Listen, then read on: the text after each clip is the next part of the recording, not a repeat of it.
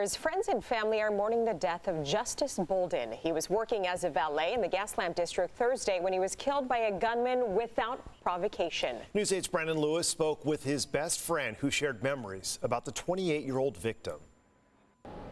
Yeah, Steve and Alicia, the victim's family and friends are still grieving about what happened, understandably. So today they shared some special memories and shared why he took the job here to begin with. He was literally the best dude I've ever met. I mean, he was just, his joy for life was truly infectious. One of the coolest dudes I know. I mean, and just one of those kind of people that could make a friend out of anybody. Reese Taylor is still coming to grips about the loss of his best friend. I feel like I lost a part of me. He met Justice Bolden playing college baseball, and the two quickly formed a lifelong bond. We grew up with just sisters, and so it was one of those things where we just, we were brothers. And we did, between baseball, we played golf together, we've hunted together. I mean, we've done literally just about everything you can do together. Last Friday, Bolden was working as a valet downtown when a man walked up and shot him without provocation. Taylor says he started the job only recently. The two spoke a few days earlier about taking the job to earn money for school to fulfill his dream of becoming an airline pilot. It told me he was the happiest and most optimistic he'd ever been in his life. I felt like he was really on, where he wanted to be, and had a true passion to learn about becoming a pilot, and was really excited about that. And felt like he was really taking the next step in life. Several bystanders helped catch Bolden's suspected killer, but not before he shot 4 other people standing on a nearby corner. So far, police don't yet have a motive. It's going to be a long and tough road living without him, and but me and my wife have both said we feel a peace of knowing that, he's always going to be with us, always going to be watching over us. Same with his family. I know he's going to be watching over his family hard as well. We have a link to a GoFundMe page and other ways you can donate. Just go to CBS8.com and click on this story. Steve and Alicia.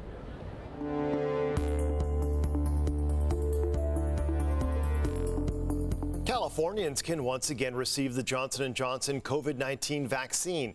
The California Department of Public Health announced late yesterday that clinics may administer the vaccine once again, but they must provide appropriate educational materials to inform patients of possible vaccine side effects and other vaccine options. The County of San Diego has not released its plan for some 16,000 J&J vaccines that are currently in its possession. In Asia, a second deadly wave of the coronavirus is sweeping across the nation of India. Huge outdoor gatherings has caused the virus to spread across the densely populated country. News 8's Tim Blodgett spoke with a man living in a rural part of India for a first-hand account of the situation there. India is experiencing a COVID crisis. The world's second largest country, home to 1.3 billion people, is currently seeing the highest rate of infections in the world, and that number is set to explode in the coming weeks. A traditional bathing festival in the Ganges River brought millions of Hindus to the northern states and has reportedly surged the amount of infections in the area. Maskless crowds pack city streets and markets, even while deaths are on the rise. Hospitals around the country are being pushed to the brink. With beds in short supply and oxygen shortages, medical centers have had to turn patients away. I've been to every hospital in Delhi to get my mother admitted, but there are no beds left. Please help us. Do something, this man pleaded. India is also in political election season. Prime Minister Narendra Modi has locked down major cities like New Delhi and urged Indians to get vaccinated and use caution, but has allowed political rallies in rural parts of India. Elections are going on also. So there are some people are doing rallies and most of the people who live in rural sectors, villages, they are not even scared right now of this COVID. Amit Yadav lives in Fatehpur, a small city in northern India. He says he's become increasingly frustrated at the people in his city who continue to ignore the mask mandates and downplay the seriousness of the virus. They don't believe there is any COVID. They don't believe. The person whose livelihood was daily work wages, who work daily, they don't have money, what to cook. So we will be killed either way is that. While the rest of the world starts to recover from the coronavirus, the second largest nation in the world is experiencing a second deadly wave. Just this afternoon, President Biden tweeted his support of the struggling nation, saying the United States will be determined to send assistance during India's time of need. Back to you. Tim, thank you. Major damage to a Mission Valley building last night when a car slammed right through the side of it. Check out this video. This was the scene around 10:30 at the business on Friars Road near Rio Bonito Way. San Diego Fire Rescue says the driver crashed through the glass windows and came to a stop inside an office there. Police have not said whether drugs or alcohol played a role in the crash. The driver was taken to a local hospital to be treated for her injuries. Oh, well, the clouds are starting to roll in with rain on the way. How will it impact your morning commute? Meteorologist Sean Stiles joins us now with a first look at your microclimate forecast. Sean, what time should we start to see it? You know, Steve, anytime after midnight, there's a chance of some light rain, and it could intensify as the morning progresses. It looks like this will not be a heavy downpour, but a steady light rain here or there. And by the time it's all said and done, yesterday we were talking about a tenth, hoping for a quarter of an inch. That quarter of an inch looks much more realistic on the west-facing slopes of the mountains. We're seeing some winds pick up over the mountains right now, and those will continue through the evening as that storm front approaches. Let's take a quick look at how this low is going to move through. So by midnight, you can see that the air mass is moving through Southern California. The front will start to pass over us, and as it does, the low will dig south and move through our area. Here's how the forecast looks over the next 3 days.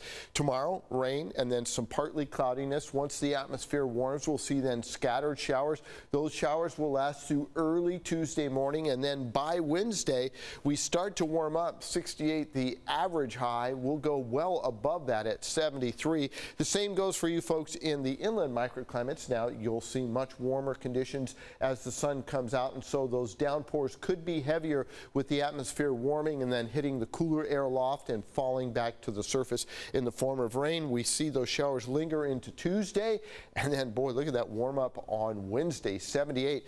But that's nothing compared to what's heading our way for Thursday and Friday. I'll explain that in just a bit. All right, Sean, we'll see in a few minutes. Well, for more than 20 years, a local nonprofit has brought comfort to thousands of children with free, exceptionally huggable teddy bears. Well, now the Comfort Cub is gearing up to help moms who have lost their own mothers over the past year. We're working on supporting the mission of the Comfort Cub, which is to provide comfort to anybody who is experiencing a broken heart as a result of a significant loss or a trauma. And this year, our focus is a little bit different. Today in Encinitas, volunteer mother-daughter teams with the National Charity League prep the weighted bears to be shipped all over the country in advance of Mother's Day. More than 75,000 Comfort Cubs have been donated by the nonprofit since 2000. Teddy bears, I mean, they just make everything better. Right?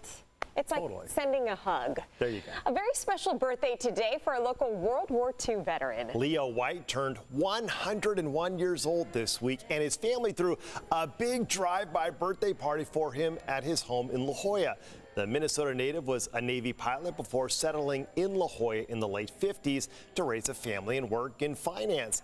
His family says Leo is as active and independent as ever, still driving, still doing all his own shopping. Wow, look at him. And he cooks. Oh my goodness. Putting us to shame. And he has a fantastic smile. Yes. See that? Happy birthday.